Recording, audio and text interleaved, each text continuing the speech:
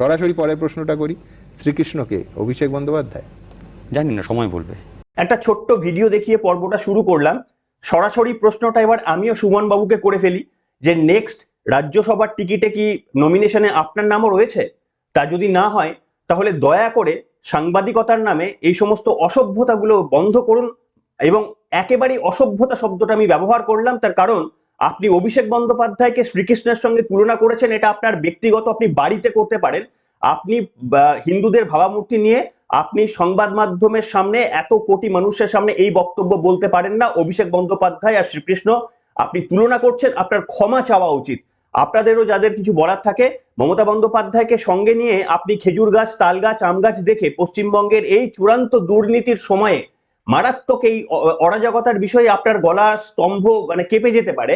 আপনি সঠিক প্রশ্নটা সঠিক জায়গায় মমতা বন্দ্যোপাধ্যায়কে করতে নাও পারেন, কিন্তু প্রতীকের রহমান যেদিন অভিষেক বন্দ্যোপাধ্যায়ের হাতে পতাকা নিলেন ঠিক তার আগের দিন অত বড় একটা সুপ্রিম কোর্টের নির্দেশ, সেই নির্দেশ নিয়ে কোনো রকম আলোচনায় না বসে, 8টার সময় কোনো আলোচনা না করে আপনি প্রতীকুর রহমানকে নিয়ে বসে পড়লেন এবং তাকে একটা অংশের মধ্যে জিজ্ঞাসা করছেন যে প্রতীকুর রহমানের শ্রীকৃষ্ণটাকে অভিষেক বন্দ্যোপাধ্যায়। এই ছ্যাবলামোটা বন্ধ করুন। আপনার সম্পর্কে কখনো এই ধরনের বলিনি, কিন্তু আজকে বলতে বাধ্য হলাম।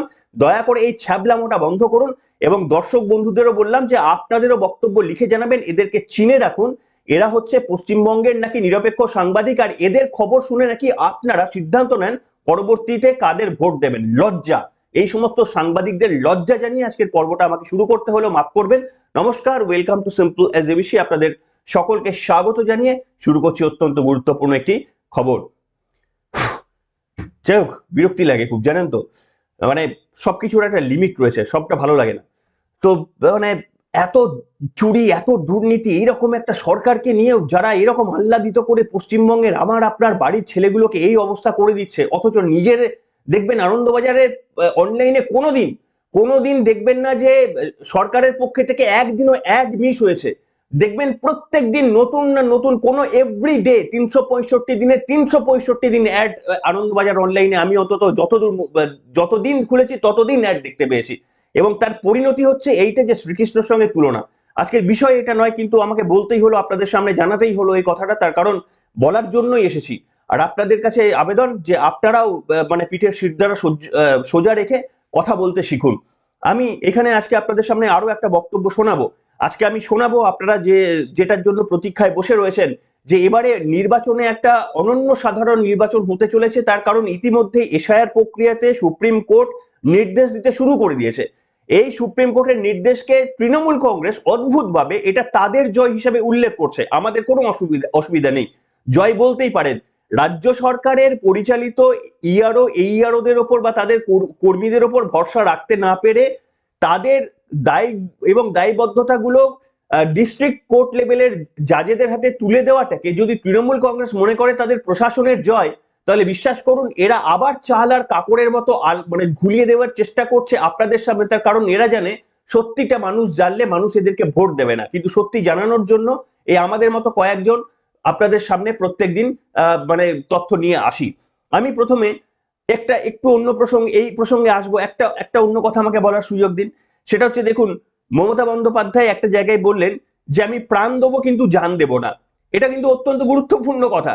আপনি হাসি পেতে পারে, বলছেন আমি প্রাণ দেবো কিন্তু আমি জান দেবো না। এটা আপনাদের আমি শোনাবো। দ্বিতীয়, একসঙ্গে দুটো মন্তব্য, আলাদা মন্তব্য একসঙ্গে করে শোনাবো। দ্বিতীয়, তিনি বলছেন আরে বড় হ্যাংলা, মানে বিজেপির উদ্দেশ্যে তিনি বলছেন তোমরা বড় হ্যাংলা, বাচ্চাদের মতো ওই চকলেট খাবো, লজেন্স খাবো, এসব করো, এত হ্যাংলা কেন? মুখ্যমন্ত্রীর এই বক্তব্যটা শুনে কোথাও গিয়ে এত খারাপ লাগছে, এত মনে হচ্ছে যে পশ্চিমবঙ্গ না মানে ভোগ্য পণ্যের বস্তু তৃণমূলের কাছে। সেই জন্য তারা ভাবছে যে তোমরা তো অন্য রাজ্যগুলোকে খাচ্ছ, অন্য রাজ্যগুলোকে ভোগ করছো, বাংলাটাকে আমাদের ভোগ করতে দাও না বাবা।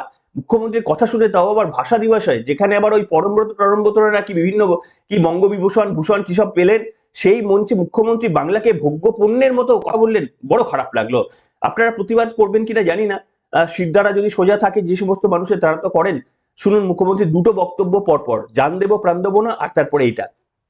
দুর্যোধন দুঃশাসনের বিরুদ্ধে বাংলা থাকবে তার সম্মান নিয়ে, তার অস্তিত্ব নিয়ে, তার অস্মিতা নিয়ে, তার ভাষা নিয়ে, তার মাটি নিয়ে, তার মা নিয়ে, সর্বধর্ম নিয়ে। এটাই বাংলা শিখিয়েছে, জান দিতে তৈরি আছি, জীবন দেব না। আমি এটুকু বলে জানি না, এটা একটা ভালো ঐতিহ্যপূর্ণ মিটিং বলে আর আমি ল্যাঙ্গুয়েজটা ইউজ করছি না। ছোটরা বলে, কেউ যদি বারবার বলে ফুচকা খাবো, লজেন্স খাবো, চকলেট খাবো, সব খাবো, বাচ্চারা বলতেই পারে, এটা তাদের অভ্যাস। তখন মায়েরা কখনো কখনো বলে, তুই তো হ্যাংলা কেন রে? আমার ওদের দেখে মনে হয় এদের বাংলার জন্য বড্ড বেশি হ্যাংলা, বাংলাকে জোর করে দখল করতে হবে। শুনলেন জীবন দেব না নাকি একটা বললেন মুখ্যমন্ত্রী। তো আপনারা বলুন, এটাই হচ্ছে পশ্চিমবঙ্গের আসল মানে অবস্থা। এবং তিনি এই যে ভোগ্য পণ্যর মতো পশ্চিমবঙ্গকে তৈরি করে দিয়েছেন, বড় লজ্জা হয়, বড় লজ্জা হয়। আমি এখানে আপনাদের সামনে মেন খবরে এবার চলে যাই। মেন খবরের মধ্যে যেটা সব থেকে গুরুত্বপূর্ণ, আপনারা জেনে গিয়েছেন যে ভোট ঘোষণার আগে রাজ্যে কেন্দ্রীয় বাহিনী মোতায়েন করে দিচ্ছে কমিশন। আপাতত কত জানিয়ে দিল শাহের মন্ত্রক। এবারে মানে অনির্বাচনীয় পরিস্থিতি একটা। সুপ্রিম কোর্ট ইতিমধ্যে ইনভলভ হয়ে গিয়েছে, গতকাল হাইকোর্টের নেতৃত্বে মিটিংও হয়ে গিয়েছে। সেই মিটিং এ কি নির্যাস এলো সেটা আপনাদের সামনে বলবো, কিন্তু তার আগে আপনারা এটাও জেনে গিয়েছেন, তাও আমি বলবো যে 480 কোম্পানি কেন্দ্রীয় বাহিনী, প্রথম 280 কোম্পানি কেন্দ্রীয় বাহিনী 1 তারিখে আসছে। অর্থাৎ 28 তারিখে ফাইনাল লিস্ট যতটা সম্ভব 95% শুদ্ধ ফাইনাল লিস্ট, তারপরে সেকেন্ড সাপ্লিমেন্টারি লিস্ট বেরোবে। প্রথম লিস্ট 28 তারিখে বেরিয়ে যাচ্ছে, তার পরের দিন থেকে একবার ভেবে দেখুন, টাইমিংটা ভাবুন। 28 তারিখে ফাইনাল লিস্ট বেরোচ্ছে, ঠিক তার পরের দিন থেকে প্রথম রাউন্ড 240 মানে কোম্পানি কেন্দ্রীয় বাহিনী চলে আসছে। এবং তারা মানুষের কনফিডেন্স বিল্ড করার জন্য আসছে, যেটা ভারতবর্ষের দ্বিতীয় কোনো রাজ্যে এটা করতে হচ্ছে না। দ্বিতীয়ত 10 তারিখে আরো 240 কোম্পানি কেন্দ্রীয় বাহিনী রাজ্যে ঢুকে যাচ্ছে। বিভিন্ন জায়গায় স্পর্শকাতর এলাকা থেকে সমস্ত জায়গায় তারা রুট মার্চ করে মানুষের মধ্যে আস্থা ফেরানোর চেষ্টা করবে। আস্থা ফিরবে? মানুষের মধ্যে আস্থা ফিরবে? মনে করেন আপনারা আস্থা ফিরবে? এর মধ্যে কেন নামানো হলো? তাহলে কি শাহের মন্ত্রক কখনো মানে এটা সাসপেক্ট করছেন যে ফাইনাল লিস্ট বেরোনোর পর এই তৃণমূল কংগ্রেসের আশ্রিত যারা যে সমস্ত গুন্ডারা থাকেন তারা রাস্তায় নেবে, কোথাও গিয়ে অশান্তি পাকাতে পারেন, ঝামেলা হতে পারে, সেই কারণে কি তড়িঘড়ি এই সিদ্ধান্ত তারা নিলেন? এইখানে আমি আপনাদের সামনে যেটা বলবো, যেটা আপনারা শুনতেও রাজি মানে বসে রয়েছেন, সেটা হচ্ছে গতকাল একটা উচ্চ পর্যায়ের মিটিং ছিল। সেটা হচ্ছে সমস্ত কলকাতা হাইকোর্টের প্রধান বিচারপতিকে সঙ্গে নিয়ে এবং ডিস্ট্রিক্ট কোর্টে যারা বিচারপতিরা ছিলেন এই সবাইকে নিয়ে মুখ্য নির্বাচনী আধিকারিক মনোজ আগরওয়াল এবং রাজ্যের ডিজি, রাজ্যের মুখ্য সচিব সবাই মিলে একটা মিটিং হয়েছে। সেই মিটিং এ সিদ্ধান্ত নেওয়া হয়েছে। প্রথমত যে সিদ্ধান্ত, আপনারা সবটা জানেন যে কি পরিবর্তন হয়েছে। তৃণমূল কংগ্রেস ভুল বোঝানোর চেষ্টা করছে সাধারণ মানুষকে, তার কারণ এতটা ফেস লস হয়েছে যাতে মানুষের মধ্যে মানে প্রান্তিক মানুষটাও অনাস্থায় না ভোগে, সেই কারণে তারা এটাকে তাদের জয় হিসেবে আপ্রাণ বলার চেষ্টা করছে। কতটা হাস্যকর, একটা পরাজয়কেও জয় বলতে হচ্ছে, এরকম একটা পরিস্থিতি তাদের কাছে। সেইখানে দেখুন আপনারা, বাতিল বিচারকদের ছুটি, হাইকোর্টে হাই প্রোফাইল বৈঠকে কি কি সিদ্ধান্ত হলো দেখুন। গতকাল যে মিটিং, হাই ভোল্টেজ যে মিটিং হয়ে গেছে, সেখানে সমস্ত রকমের বিচারকদের ছুটি বাতিল করার সিদ্ধান্ত নেওয়া হয়েছে। যারা ইতিমধ্যে ছুটিতে চলে গিয়েছেন তাদেরকে ফিরে আসতে হবে। যদি কোনো হাইকোর্টের নির্দেশ নিয়েও কেউ যদি ছুটিতে যান তাদেরও ফিরে আসতে হবে। অর্থাৎ একেবারে যুদ্ধকালীন তৎপরতায় তাদেরকে 9ই মার্চ পর্যন্ত কোনো রকমের ছুটি নেওয়া যাবে না বলে গতকাল সিদ্ধান্ত হয়ে গিয়েছে। আমি কি কি সিদ্ধান্ত নেওয়া হয়েছে সেটা আপনাদের সামনে 1, 2, 3, 4 করে পড়ে শোনাচ্ছি। প্রথমত ছুটি বাতিল, দেখতে পাচ্ছেন জেলা ও দায়রা বিচারক, সিবিআই আদালত, পক্সো আদালত এবং ফাস্ট ট্র্যাক কোর্টের বিচারপতিদের সমস্ত পূর্ব অনুমোদিত ছুটি বাতিল করা হয়েছে। এমনকি হাইকোর্টের অনুমোদিত ছুটিও এই নির্দেশের ফলে স্থগিত হয়ে গেল। এটা 1 নম্বর। দ্বিতীয় নম্বর, যোগদানে তারা যে সমস্ত বিচারক বদলির অর্ডারের অপেক্ষায় ছিলেন তাদের ট্রানজিট লিভ ছাড়াই আগামী 24 থেকে 27 ফেব্রুয়ারির মধ্যে নতুন কর্মস্থলে যোগ দিতে বলা হয়েছে। অর্থাৎ যারা বদলি হয়ে যান তাদের একটা ট্রানজিট লিভ পান, গোছানোর জন্য, বাড়ি দেখার জন্য একটা ট্রানজিট লিভ। বলেছে যে ওই সমস্ত কাট শর্ট করে 24 থেকে 27-এর মধ্যে তাদেরকে বদলির মধ্যে জয়েন করতে হবে। 3 নম্বর, প্রশিক্ষণ স্থগিত। পশ্চিমবঙ্গের জুডিশিয়াল একাডেমিতে 23 ফেব্রুয়ারি থেকে 9ই মার্চের মধ্যে যে সমস্ত প্রশিক্ষণ কর্মসূচি ছিল তা অনির্দিষ্টকালের জন্য পিছিয়ে দেওয়া হয়েছে। রাজ্যের বাইরে কোনো সেমিনার ট্রেনিং এও যাওয়া যাবে না। বুঝতে পেরেছেন? মানে শুধুমাত্রই ফোকাস হচ্ছে এসআইআর কাজ এবং অমীমাংসিত যে সমস্ত কাজগুলো রয়ে গিয়েছে সেই সংখ্যাটা নেহাত কম নয়।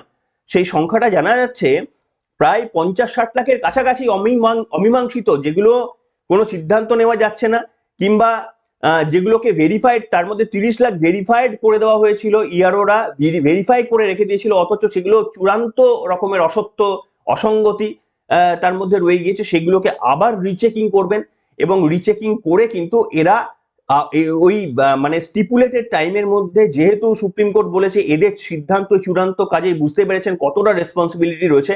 বৈঠকে গতকাল সেই যুদ্ধকালীন তৎপরতায় কিভাবে কাজ করা হবে তার একেবারেই রূপরেখা তৈরি হয়ে গিয়েছে।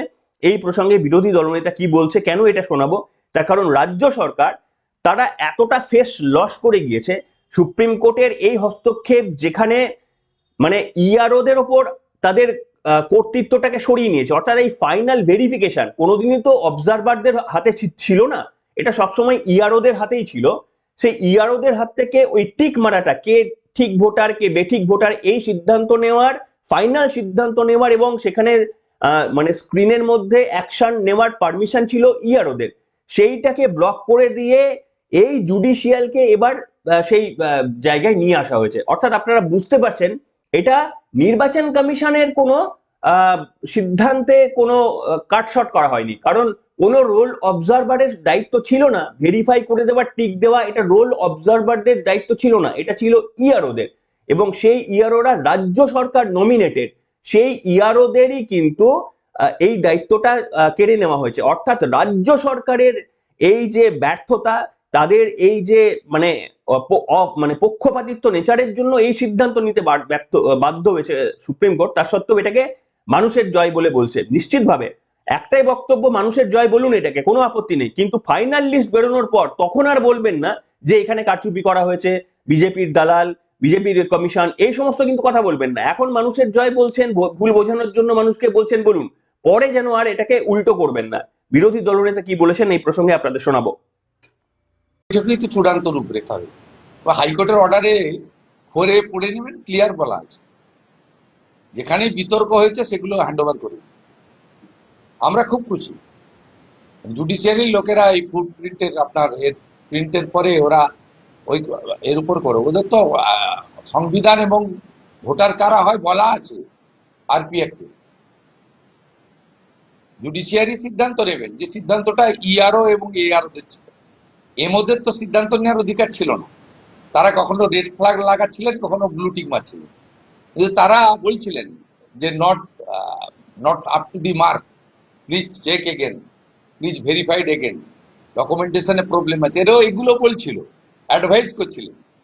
কিন্তু আইনে পরিষ্কার আছে ইআরওরাই একসেপ্ট অর রিজেক্ট, দুটো কলম ছাড়া তিনটে কলম নেই, পেন্ডিং ছিল না, তো সব তুলে দিত। তো সুপ্রিম কোর্টের অর্ডারের 4-এ একদম পরিষ্কার বলা আছে ইলেকশন কমিশনের সিস্টেমের সঙ্গে পশ্চিমবঙ্গ সরকার নিযুক্ত আধিকারিকদের যে বিরোধগুলো হয়েছে ওই মামলাগুলো, ওই কেসগুলোই ওরা নিষ্পত্তি করবেন।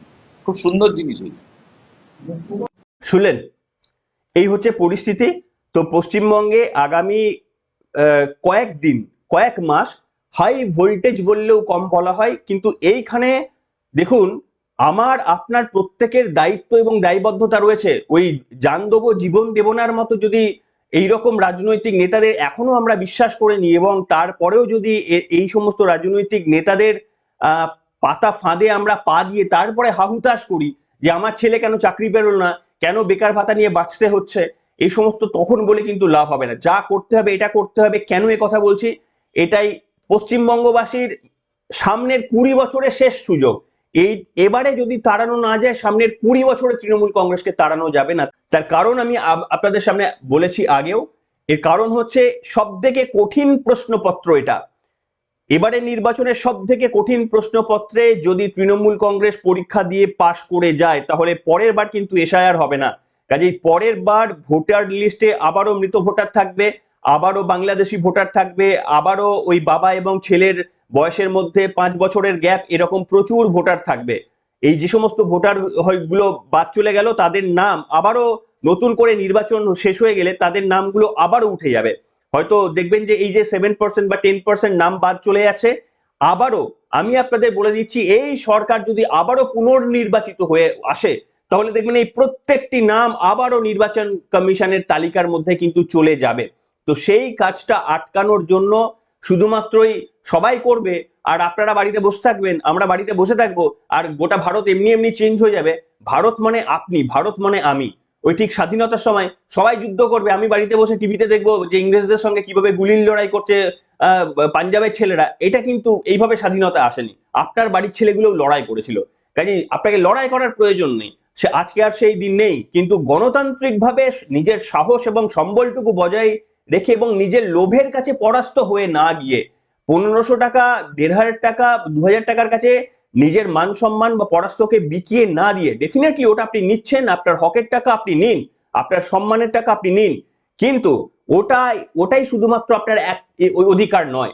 আপনার যেখানে পায়েসের বাটি যেখানে আপনার প্রাপ্য, সেখানে আপনাকে একটা নকুল দানা দেওয়া হচ্ছে, এইটুকু যদি আপনারা ধরতে না পারেন তাহলে পরিবর্তন হওয়া সম্ভব নয়। এই পায়েসের বাটি কারা খাচ্ছে জানেন?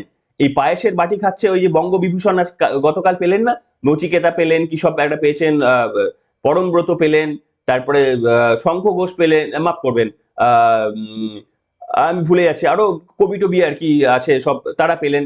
তো দেখে নেবেন, এরা হচ্ছে কিন্তু পায়েসের বাটিটা অ্যাকচুয়ালি কারা খাচ্ছে আমি আর বললাম না। আর একটা খবর আপনাদের একদম শেষে এসে দেখাচ্ছি, দেখতে পাচ্ছেন রাজ্যসভার জন্য তৃণমূলের চর্চায় ডোনা এবং শুভশ্রীরা। ডোনা গাঙ্গুলি রাজ্যসভার সম্ভাব্য প্রার্থী হলেও হতে পারেন, এবং শুভশ্রী, বাঁচাকুচা যে সমস্ত অভিনেত্রীগুলো রয়ে গিয়েছেন এখনো না, ওই অঙ্কুশ টঙ্কুশ, তারাও কেউ আইদার ওই নির্বাচনে সরাসরি বিধানসভা নির্বাচনে লড়াই করবেন, আর কাউকে কাউকে রাজ্যসভায়, যাদের আর কি অত খাটার পরিশ্রম, মানে অত পরিশ্রম করতে পারবো না বাবা, আবার প্রচারের কি দরকার, তার থেকে লোকসভাতে পাঠিয়ে দাও, ওসব রাজ্যসভায়, মাফ করবেন, রাজ্যসভায় পাঠিয়ে দাও, অত আর খাটনির প্রয়োজন হবে না। তাদেরকে কিন্তু পাঠানো হচ্ছে। আমাদের একটা কাজ করতে হবে, যারা পশ্চিমবঙ্গের এই দুর্দিনে, যারা পশ্চিমবঙ্গের সাধারণ মানুষের দুর্দিনে আমাদের বিরোধিতা করলেন, এদেরকে শুধুমাত্র আমরা মনে রাখবো, এইটুকু কাজ আমরা করতে পারি তো? কি হ্যাঁ মেলামেন তো? যে সমস্ত সংবাদ মাধ্যমগুলো আমাদের এই দুর্দিনে আমাদের পাশে দাঁড়ালো না, যে সমস্ত খেলোয়াড়রা, যে সমস্ত সাংবাদিকরা, যে সমস্ত অভিনেত্রীরা, অভিনেতারা আমাদের এই পশ্চিমবঙ্গের দুর্দিনে আমাদের পাশে দাঁড়ালেন না, আরজি করের আন্দোলনের সময় ঠিককে ঠিক বললেন না, ভুলকে ভুল বললেন না, আত্মসমর্পণ করে গেলেন কোথাও না কোথাও গিয়ে, এদের মনে রাখবেন।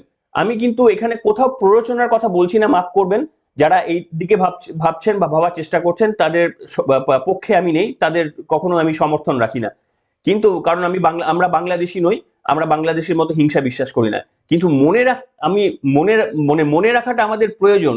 তার কারণ হচ্ছে, আমরা প্রাতঃস্মরণীয় ব্যক্তিদের নামও যেমন মনে রাখি যারা বাংলাকে এগিয়ে নিয়ে গিয়েছিল, আবার সেই সমস্ত ব্যক্তিদেরও এবার থেকে আমাদের নাম মনে রাখতে হবে যারা বাংলাকে অনেক বছর পিছিয়ে দিল, গভীর অন্ধকারের মধ্যে ফেলে দিল, শুধুমাত্র পায়েসের বাটিটা যেন নিজের পরিবারের মধ্যেই থাকে, বিতরণটা যেন হয়ে যায়, তার জন্য যারা নকুলদানা দিয়ে পশ্চিমবঙ্গবাসীকে শান্ত করার কাজটা করলো, চেষ্টা করে দিল, তাদেরকে কোনোদিন ভুলবেন না।